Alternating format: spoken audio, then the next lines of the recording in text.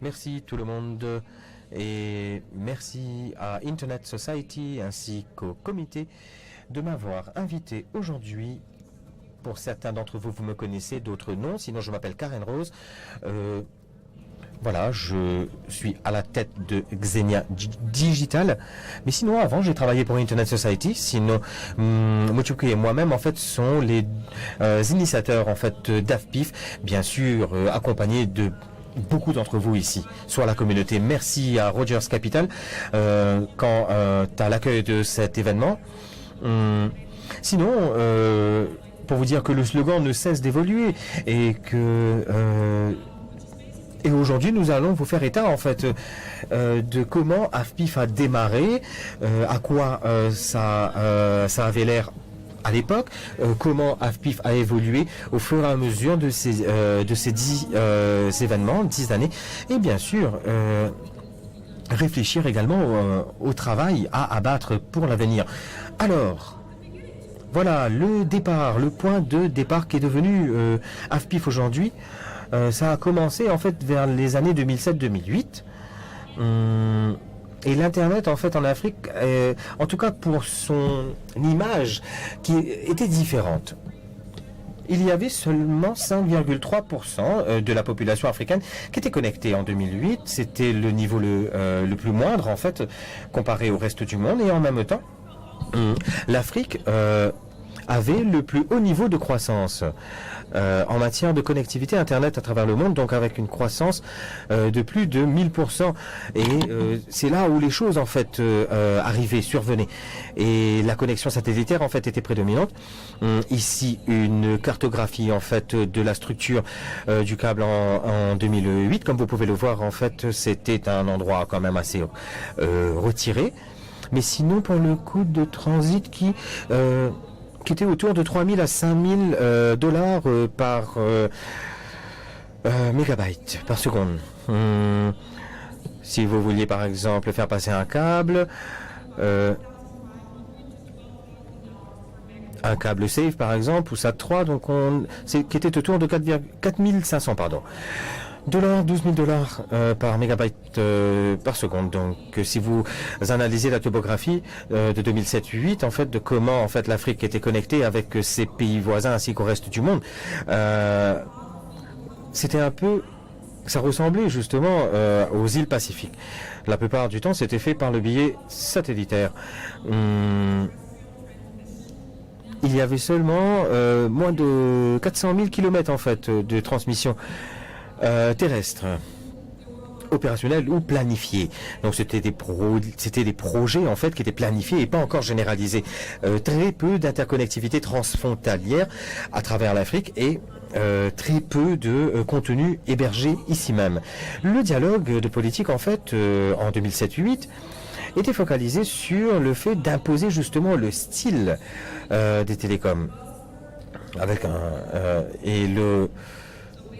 et principalement, on allait partager en fait les frais de cette connectivité au lieu de l'avoir comme une transaction opérationnelle normale. Sinon, la préférence était Genève en Suisse que le continent africain en lui-même. Comme on le sait et comme cela a été discuté, comment est-ce que justement cette interconnexion et cet échange de trafic influence notre économie et bien sûr comment est-ce que nous en tirons avantage? Forcément, il y a un impact sur l'économie et on voit bien qu'il y a des investisseurs en fait qui commencent à graviter autour. Et sinon, en tant qu'Internet Society et comme cela a été partagé au sein de la communauté, si l'on peut par exemple aider ce système à être beaucoup plus efficace en matière d'interconnexion et de trafic. Et comme je l'ai mentionné préalablement, il y avait énormément, je crois, au sein de la communauté, il y avait pas mal de gens qui ont partagé la même opinion. Donc ce serait par exemple un catalyseur en fait. Donc au lieu de commencer avec AFPIF, on voulait en fait, créé une association de points d'échange Internet. C'était notre point d'entrée, en fait. Et vers 2007-2008, comme je vous ai dit, Mochuki et moi-même, en fait, on a commencé à contacter justement les opérateurs un peu partout sur le continent pour pouvoir mettre en place une association. La carte ici, en fait, c'était la carte qui était utilisée en ce qui concerne, par exemple, les différents points d'échange. Autour d'une vingtaine en Afrique à ce moment-là. Et ce que l'on a remarqué, en fait, c'est que justement, c'était sur le papier et pas forcément dans la réalité. Et quand on a commencé à téléphoner, à communiquer avec ces différentes personnes, on a remarqué, en fait, qu'il n'y avait pas grand monde. Il y a des gens qui avaient commencé un point d'échange et finalement ont changé. Ils étaient plus connectés. On a même appelé une fois un opérateur afin de justement de se mettre en contact avec le manager. Et cette personne nous a dit, écoutez, c'était la dernière personne qui avait les clés. Mais personne ne savait justement qui avait les clés.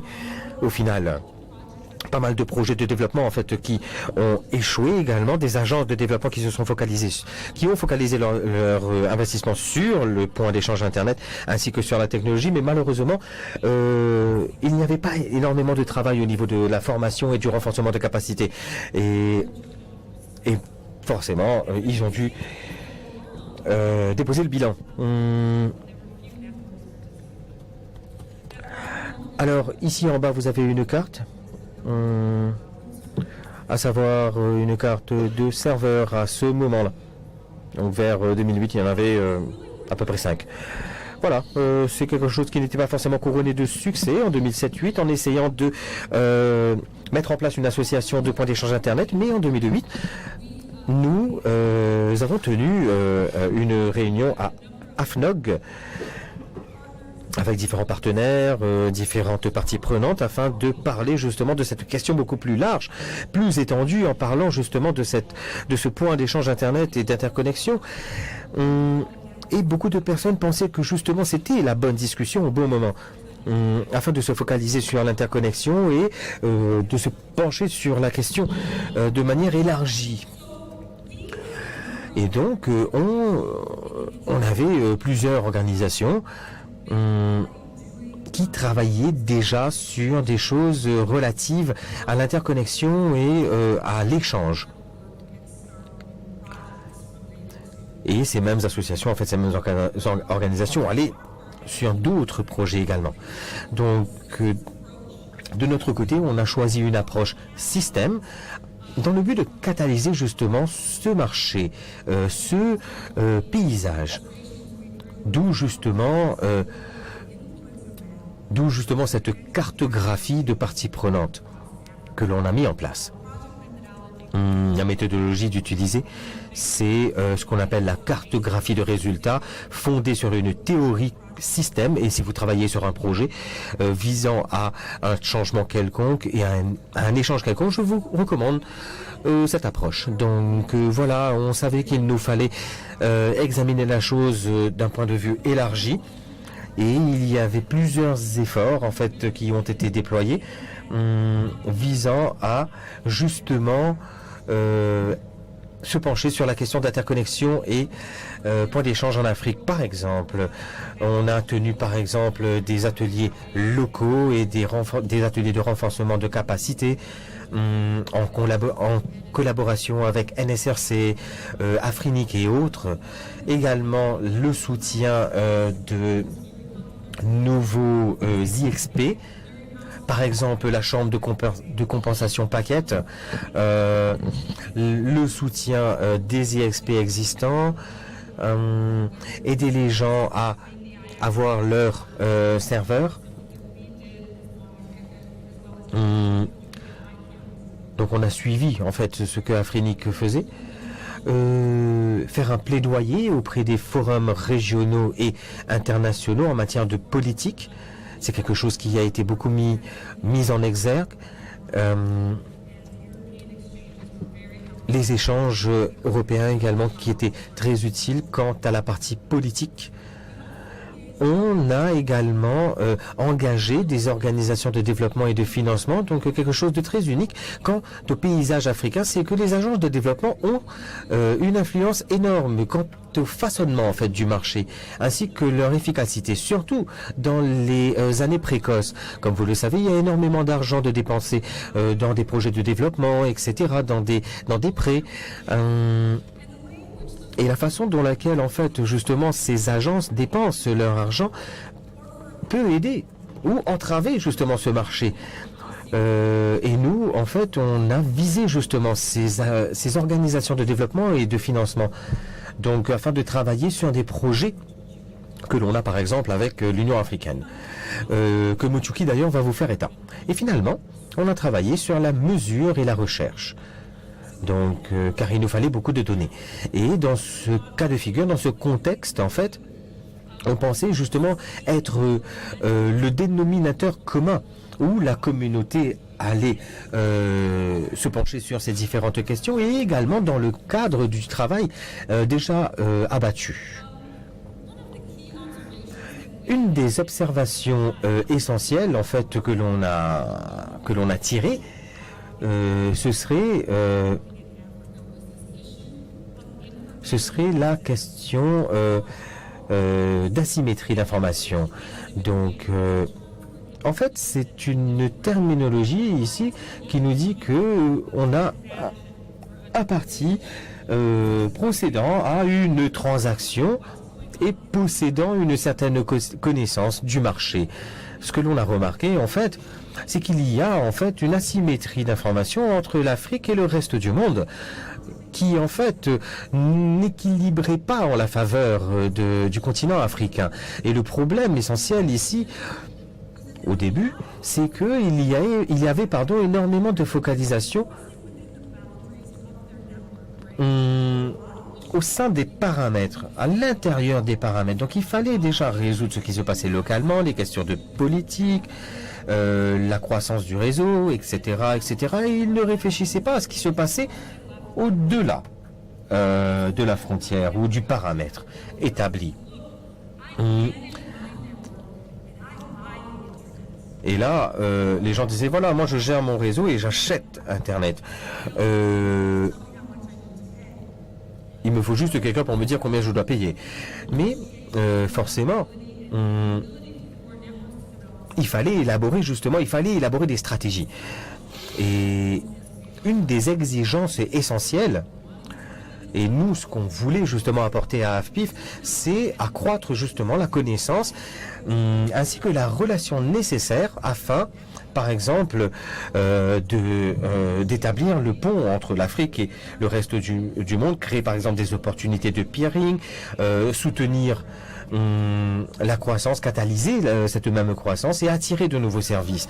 Donc, j'ai commencé à discuter par exemple en 2010. En 2010, c'était le premier AFPIF. Et c'était un travail en cours, depuis quelque temps d'ailleurs, parmi la communauté. Soit l'identification de ce qui doit être fait, quel genre de lieu nous avions besoin, etc.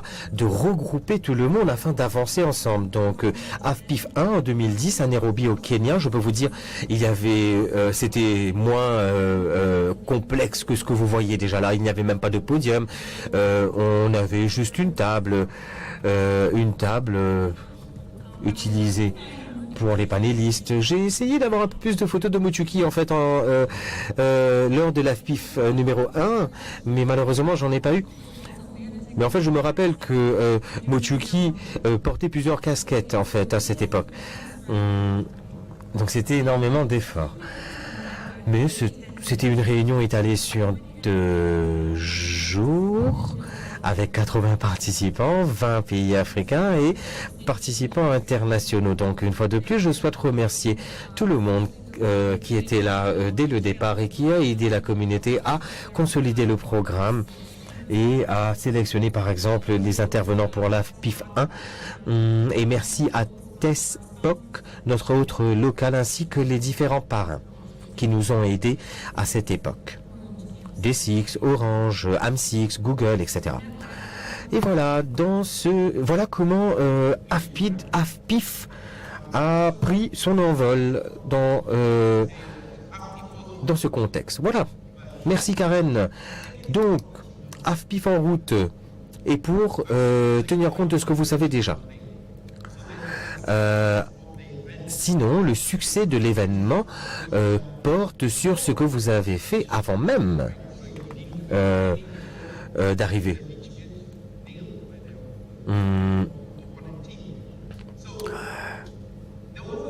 Donc, il y a eu énormément de choses en fait qui se faisaient au-delà même de AFPIF. Karen a fait état du travail interne, mais également ce qui se passait sur le terrain au sein du continent. Avant de rentrer dans le vif du sujet, permettez-moi de passer quelques minutes sur quelques diapositives. Alors, dès qu'on commence à mentionner des noms, des logos, etc., on va oublier des gens et les gens vont vous dire « vous m'avez oublié », etc. Alors, ces organisations qui ont un intérêt partagé quant au développement d'IXP et qui sont parmi nous depuis maintenant plus de 10 ans, et ont joué un rôle en fait quant au développement de l'interconnexion par le biais du renforcement de capacité, le développement de capacité par le biais de formation. Ils ont donné des équipements à certains points d'échange. Ils ont engagé des ressources, mesures, expositions, réunir des ingénieurs, donc pour que l'on ait une vue d'ensemble de ce qu'est un IXP. Donc toutes ces organisations ont joué un rôle. J'espère avoir mentionné tout le monde. Si j'ai oublié quelqu'un, veuillez m'excuser. Donc voilà, le travail qui a été abattu depuis les 10 dernières années, voire plus. Maintenant, quand j'ai rejoint Internet Society en 2008, et quand j'ai travaillé avec Karen, une des choses qu'il nous fallait faire, en fait, c'était de nous orienter. Donc, et à savoir le chemin à prendre. Et comme vous le savez, l'Afrique est un grand continent, réunissant une certaine diversité avec différentes langues, français, anglais, portugais, et autres langues africaines, toutes les langues africaines réunies. Mais on a essayé, en matière de renforcement de capacité, d'équipement, aidant à mettre en place de nouveaux points d'échange, la mobilisation de la communauté également, afin de mettre en place un point d'échange. Et dans certains pays, dans plus d'un en tout cas, si vous parcourez la carte ici, donc je pense que c'est un accomplissement. Je souhaite d'ailleurs reconnaître cela et saluer ce travail. Ça a été un effort permanent jusqu'à ce jour. Avec pour résultat qu'une opportunité est apparue en 2012, initiée par l'Union africaine, qui s'appelle le projet Axis de l'Union africaine, qui envisageait le développement des IXP. Et donc il y avait ISOC, et puis il y avait des consultants. Est-ce qu'on pourrait est-ce qu'on devrait envoyer notre proposition et voir ce que nous pourrions faire? Donc nous nous sommes assis en tant qu'organisation et nous avons dit on l'essaye.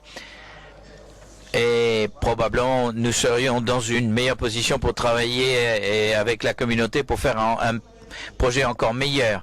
Et donc nous avons soumis notre proposition, ce que nous avons fait d'une manière différente.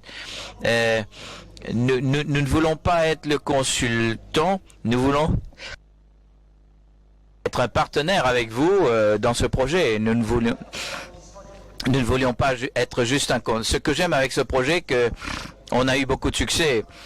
Nous avons eu du succès d'une part et pas de succès d'autre part.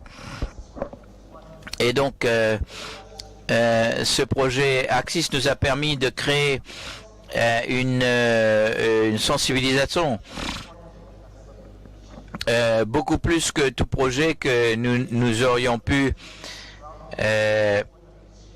ils savent ce que c'est qu'un point d'échange aujourd'hui sur le continent.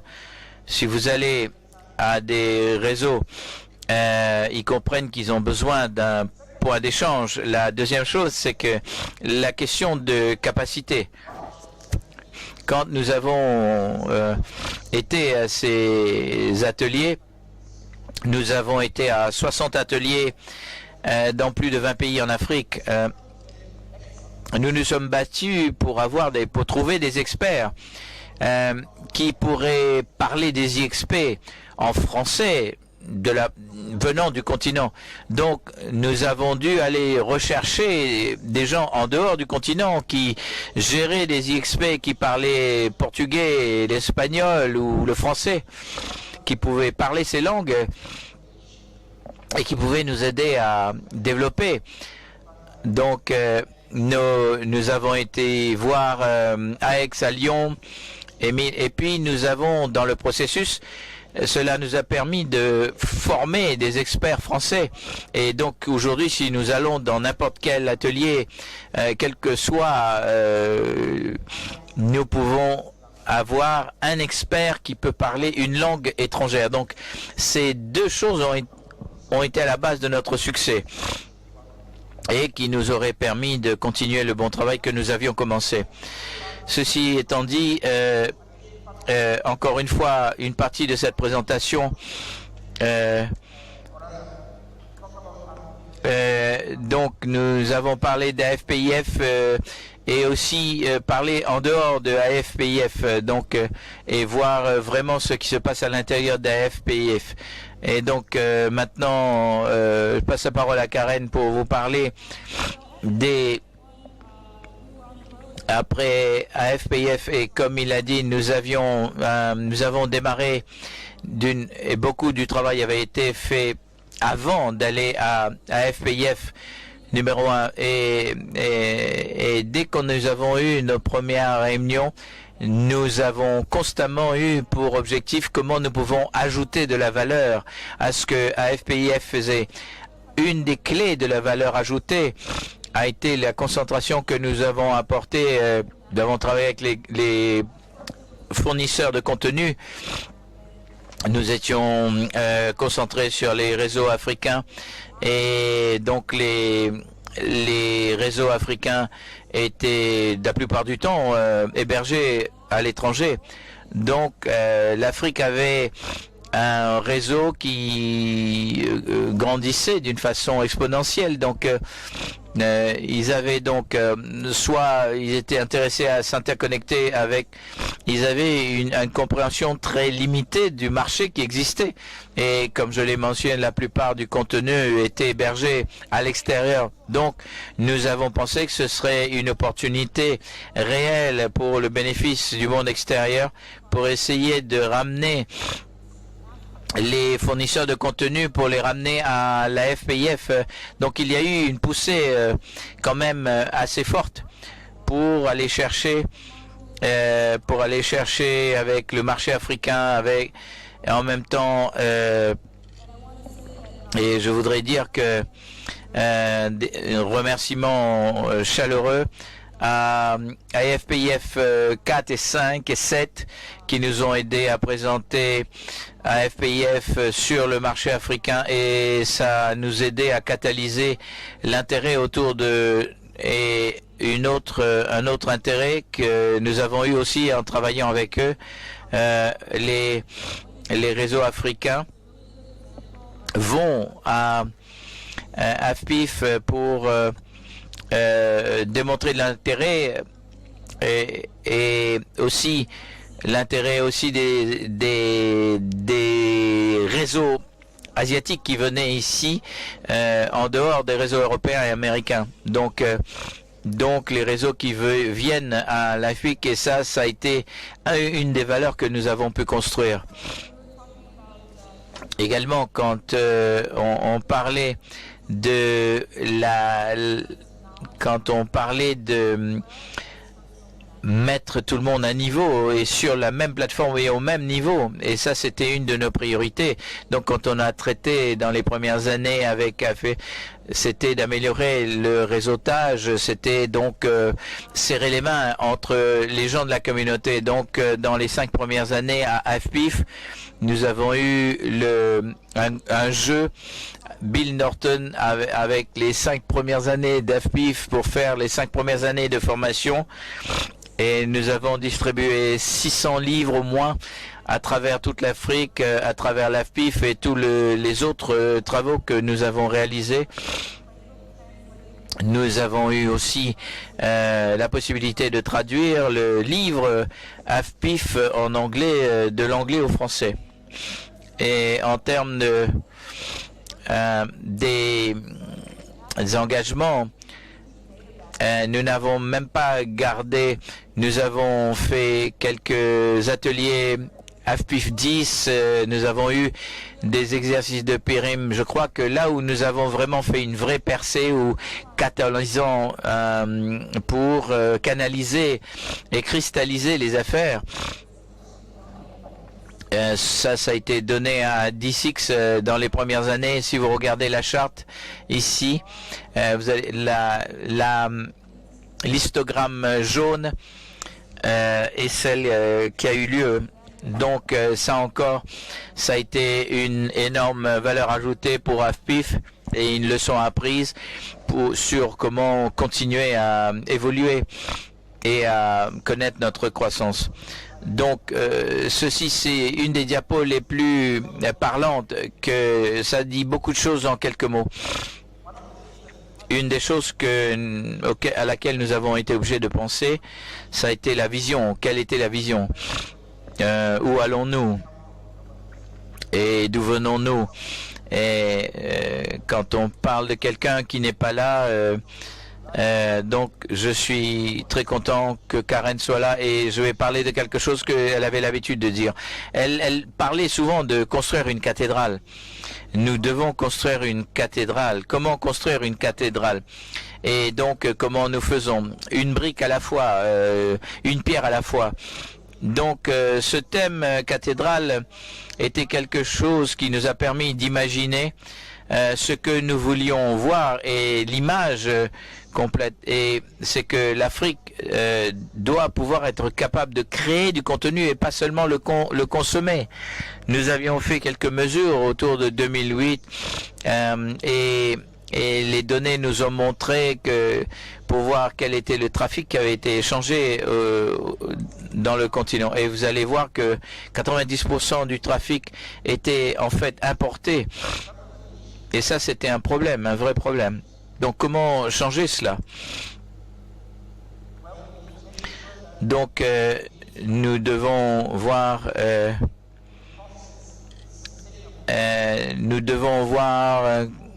que le processus est durable et soutenable. Et puis, comment est-ce que nous le rendons attrayant? Je me rappelle avoir eu une discussion avec Daoud. Nous devons être ambitieux. Donc, forum économique, etc.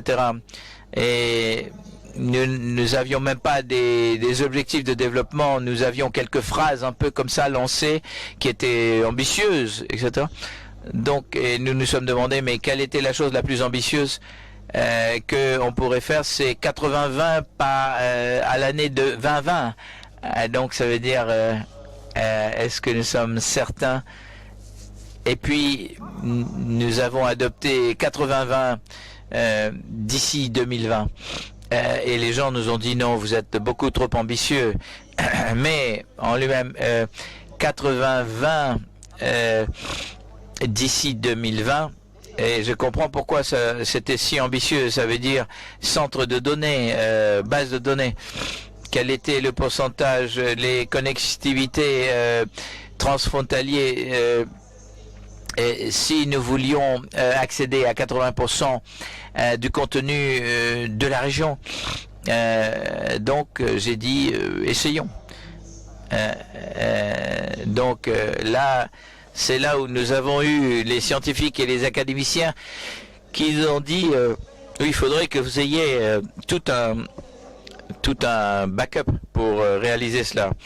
Quelques années plus tard, je crois que pendant une discussion avec Liquid, oui, nous allons avoir 80-20 avant même 2020. J'ai dit d'accord. Donc quelqu'un a adopté cela et il se pourrait que ce soit réel. Je me rappelle aussi dans AFPIF 2012, nous avions eu un atelier. C'était intitulé la capacité terrestre, pardon. Pour ceux qui étaient là avec nous, vous vous rappelez de ce panel? Donc nous avons rêvé cela. Oui, allons demander un panel de l'impossible pour que les gens puissent discuter autour et rêver. Nous avions Ben Roberts sur ce panel. Et puis, plus tard, l'année dernière,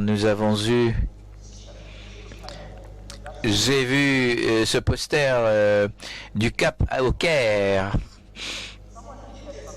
Donc, quelqu'un a vraiment rêvé aussi. Donc, avoir cette vision et partager cette vision avec la communauté a vraiment aidé à ce que nous puissions faire quelques pas significatifs. Donc 80-20 d'ici 2020. Donc j'aimerais entendre qu'ils ont déjà atteint 80-20. Nous avons des packages terrestres du Cap au Caire, donc nous pouvons continuer à rêver. Parce que nous allons y arriver si nous restons soudés en tant que communauté. Un des autres buts que nous avions, c'est que d'ici 10 réunions, la société Internet pourrait commencer à bouger de son rôle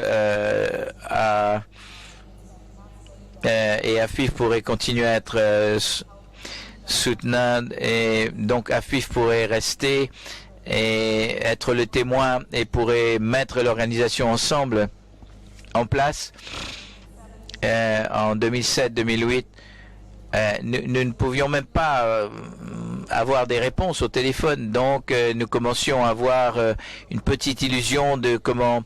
Donc nous avions un objectif de durabilité, de pérennité de 10 ans. Donc on a vu ce qui se passait à l'intérieur de AFPIF. Allons voir ce qui se passait vraiment.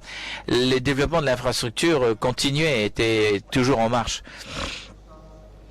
Quand nous avons commencé en 2008, il n'y avait même pas d'IXP qui répondait à nos téléphones. Aujourd'hui, nous avons 45 IXP.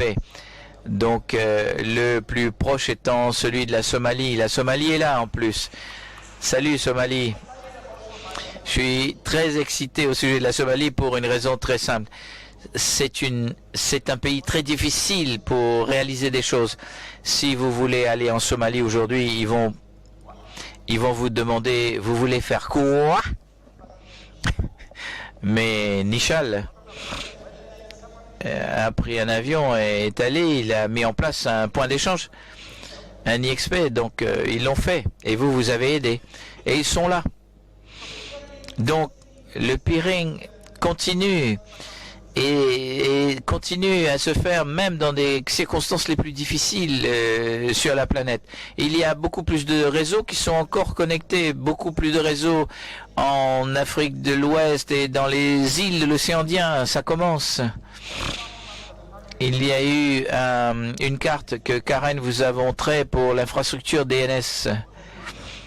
Il n'y avait presque rien. Mais regardez aujourd'hui, au fur et à mesure que les points d'échange s'intègrent et au fur et à mesure que les infrastructures continuent à s'intégrer, ça donne aux utilisateurs une expérience Internet beaucoup plus plaisante. Et ça, c'est la clé. Donc, ce qui vient après, c'est des centres de données. Nous sommes en train de créer des centres de données.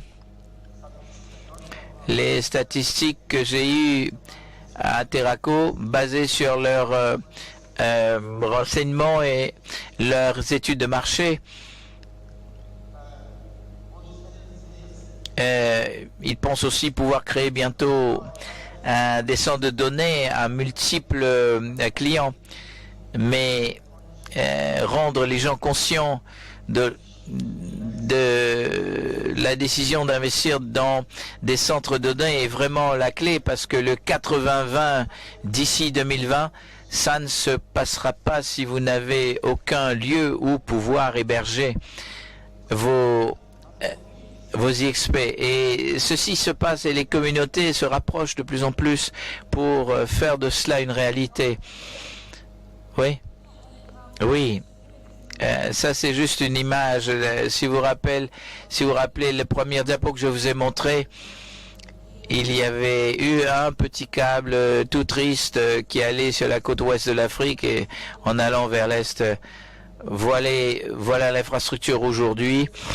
On a vu un changement considérable et dans l'investissement et dans la croissance. Et quelques statistiques: en 2008, comme je l'ai dit, la pénétration Internet était 5,3%. Aujourd'hui, 10 ans plus tard, c'est 40%. Et un des marchés les plus dynamiques au monde.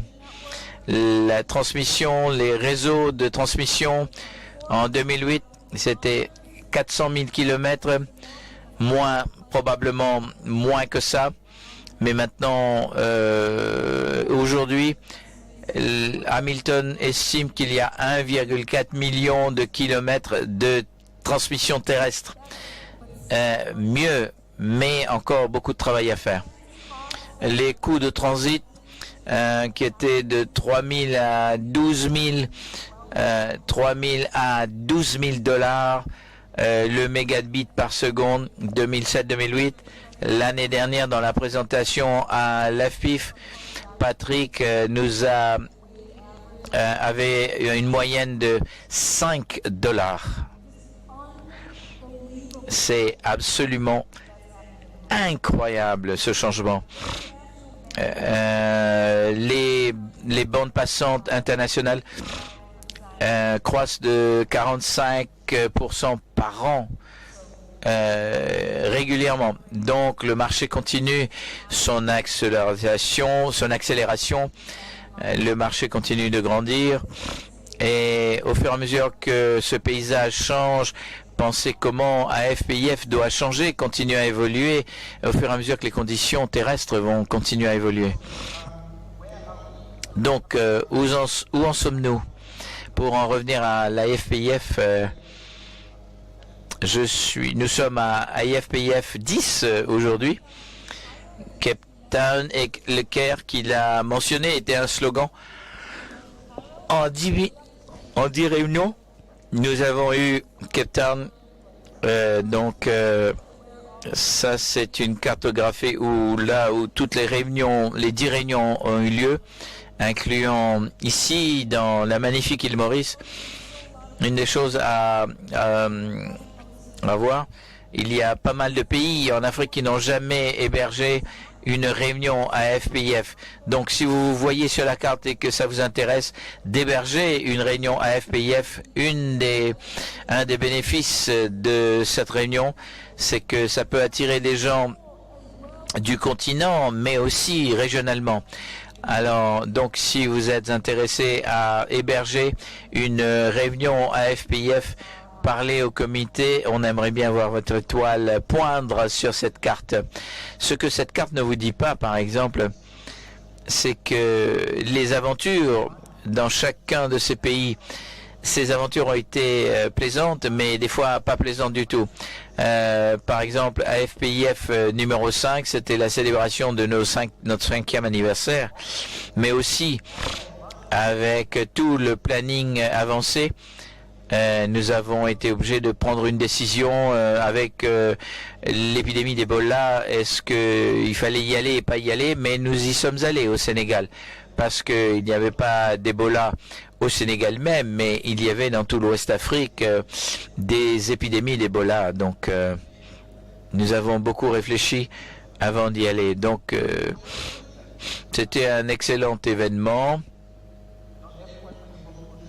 très bonne réunion. Bon, tous ceux qu'on avait cru viendraient ne sont pas tous venus, mais nous avons réussi à organiser. La bonne chose, c'est l'événement où nous avons eu le plus fort nombre de femmes qui ont assisté. Et pour moi, c'était une vraie surprise. Et quand je vois les autres pays où nous avons été, comme le Maroc, nous avons la bière pour les pères cet après-midi. Donc, qu'est-ce qui se passe au Maroc quand vous avez une bière pour les pères? Comment vous l'appelez? Donc, au Maroc, l'alcool est interdit, c'est haram. Donc, il y a eu des défis intéressants pour pouvoir organiser l'événement. Et là, je voudrais vraiment porter un coup de chapeau à toute cette équipe qui avait organisé l'événement au Maroc, et ils ont fait montre d'innovation et leur capacité à trouver des solutions pour faire de cette réunion un succès, et puis pour que les gens puissent juste voyager. Donc certains ne trouvaient pas les vols, donc quelque chose qui a été vraiment important pour nous, c'était le comité pour la programmation.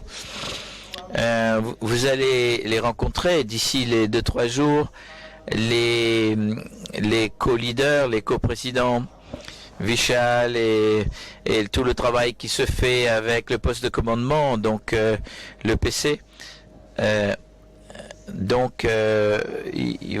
Nous invitons la communauté. Répondez et portez-vous volontaire. Il y a beaucoup de travail, mais c'est extrêmement gratifiant. Une autre pierre blanche que nous avons pu planter, c'est la réunion que nous avons tenue à AFPIF 2012 à Johannesburg. Je me rappelle avoir vu Franck Barry. Vishal avait perdu sa voix. Ils ne parlaient même pas. Ils se sont rencontrés au déjeuner. Ils ont commencé une discussion sur qu'allons-nous faire, quelle est la voie en avant. C'est ce avec quoi nous voulions commencer, mais ça a pris une autre direction dans l'évolution naturelle. Mais ça continue à grandir. Une des statistiques intéressantes que j'ai ramenées, c'est qu'avec la réunion AFIX, qui a lieu le lundi avant que AFPIF ne commence. Donc c'est ce qui a commencé à ramener la communauté AFIX. Hier, il y a 21 AFIX présents à cette réunion. Il y a 21 AFIX qui sont présents. Nous avons juste intégré une fraction de cela. Mais la plupart des AXP, des IXP présents, on a eu plus d'un participant assistant à la réunion, qui est très bien. Mais je sais pourquoi il y en a 2 ou 3. Parce que ils ont besoin d'un outil de réunion. Ils ne peuvent pas aller dans une réunion où il y a 200 personnes qui se réunissent, donc il faudrait diviser les équipes et se partager. Donc je suis très excité à ce sujet et au sujet de AFX et à l'avenir qu'il se réserve. En regardant les statistiques de participation, moi j'ai été soufflé, par exemple. Tous les ans, nous pensons que nous avons choisi un pays où je pense que la participation ne sera pas aussi élevée, et nous avons appelé l'hôtel au moins 3 ou 4 fois pour augmenter le nombre de chambres.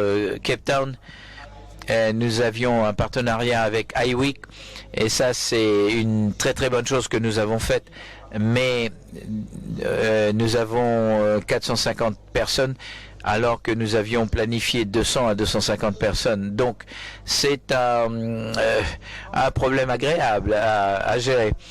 Donc, la communauté a pensé également qu'il y a des manquements dans l'agenda. Donc, nous devons avoir beaucoup plus de femmes.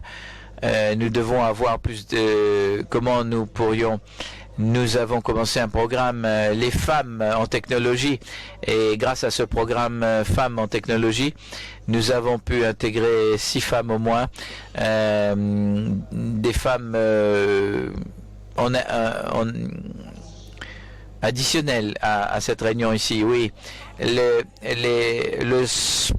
nos soutiens sponsors ont aussi augmenté, le soutien a augmenté. Donc ça a été un événement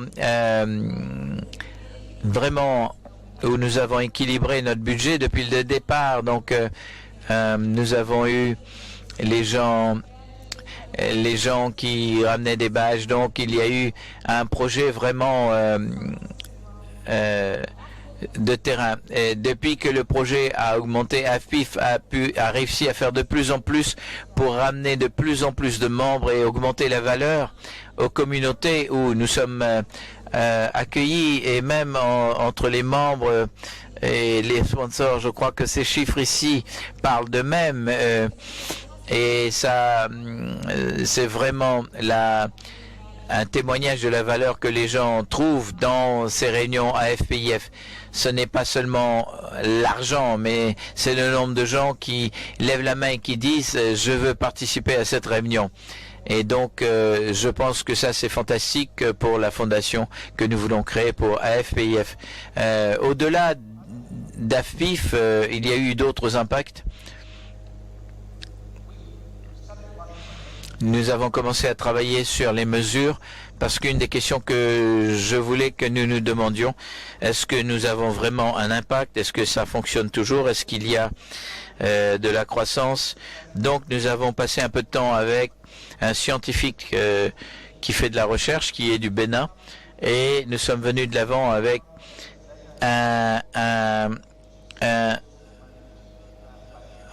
une solution qui s'appelle AFDA, qui est hébergé par AFAX. Quand vous regardez les données, ça dit oui, il y a plus de réseaux en Afrique qui sont visibles à travers des points d'échange. Et oui, si vous parlez aux IXP et vous travaillez avec eux, vous allez voir qu'ils ont un impact certain. À l'exemple du Burkina Faso, par exemple, ils sont venus, ils ont réussi à revenir pour déployer des CDN dans leur pays. Nous faisons des ateliers de formation pour essayer de résoudre des problèmes techniques qu'ils pourraient rencontrer. Donc le trafic augmente. Et donc l'impact des IXP internationaux est vraiment très bien ressenti. Donc en ce qui concerne AFIX,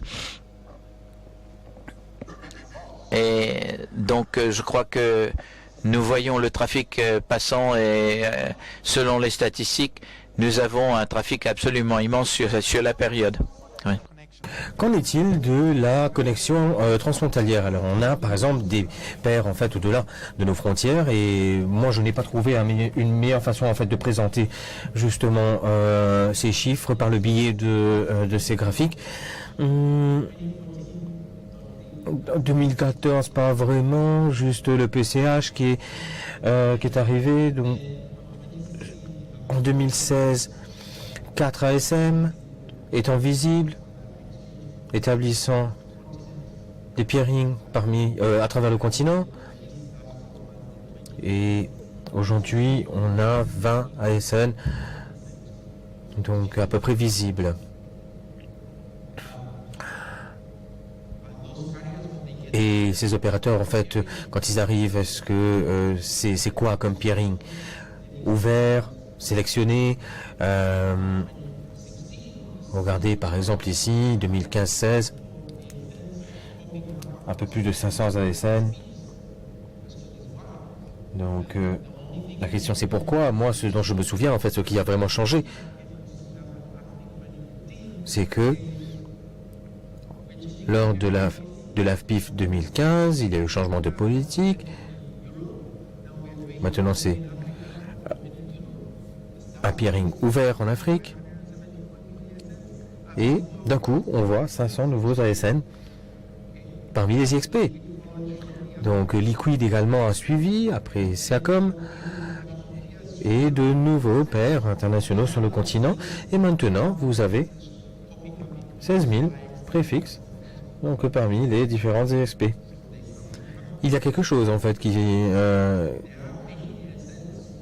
survient ici. Oui, effectivement, il faut savoir d'où proviennent ces ASN et provenant. Mais vous avez quoi? Afrinique. On voit tout cela sur le continent. Et ce qui veut dire que la région est en train de croître et attire le réseau. Donc, à des fins de pairing. Et c'est ce que l'on veut voir sur le continent, à savoir de la circulation, du mouvement. Mais, écoutez, ça a été quand même un long trajet pour AFPIF jusqu'à ce jour, mais le travail n'a fait que commencer.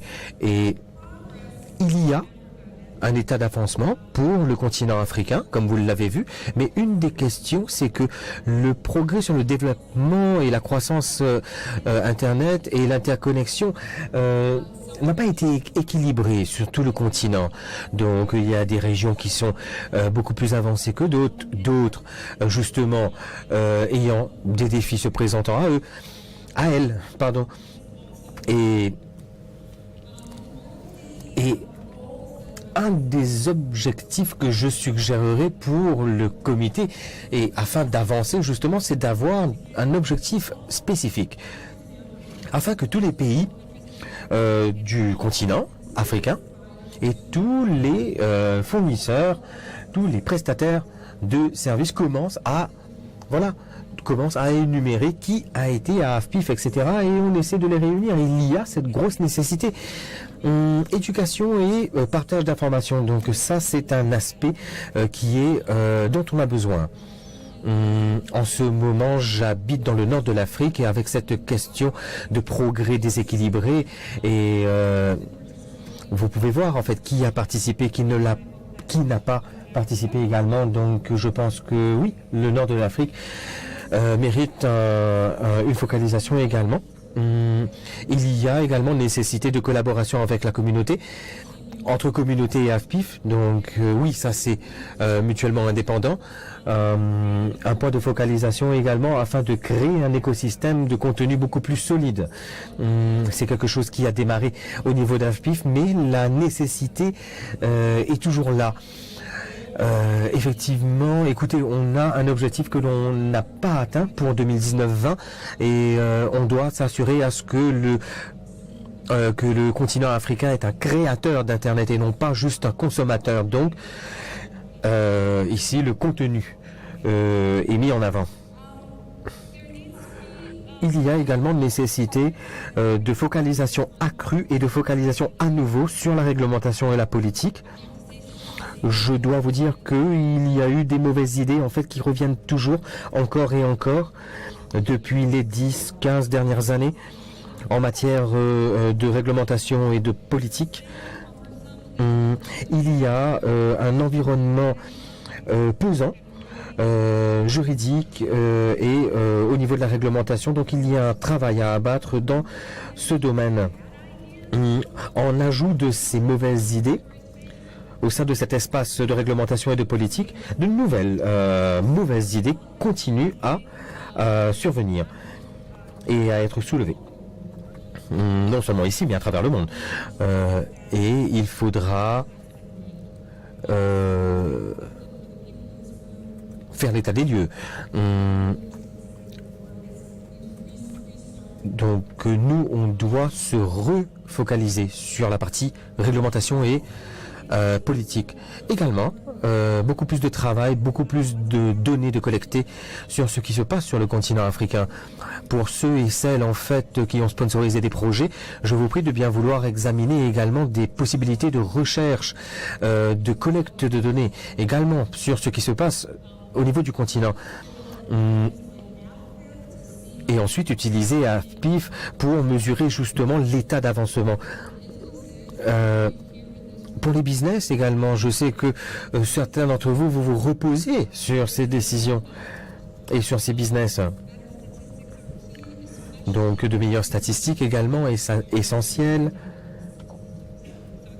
Une fois de plus, si vous pensez de projets de financement, donc je vous prie de bien vouloir examiner la recherche et la collecte de données pour le continent africain. Et le plus important, c'est que l'avenir de l'AFPIF va dépendre de cette communauté. Et depuis les dernières 10 années, depuis les 10 dernières années plutôt, moi ça a été un plaisir de travailler avec Karen, un plaisir de servir à la communauté. Donc depuis 5 ans je crois qu'on travaille ensemble et maintenant je suis plus qu'impatient pour les années à venir. Et sur cette note, on va vous projeter une petite vidéo que nous avons préparée afin d'illustrer ces 10 dernières années. Merci.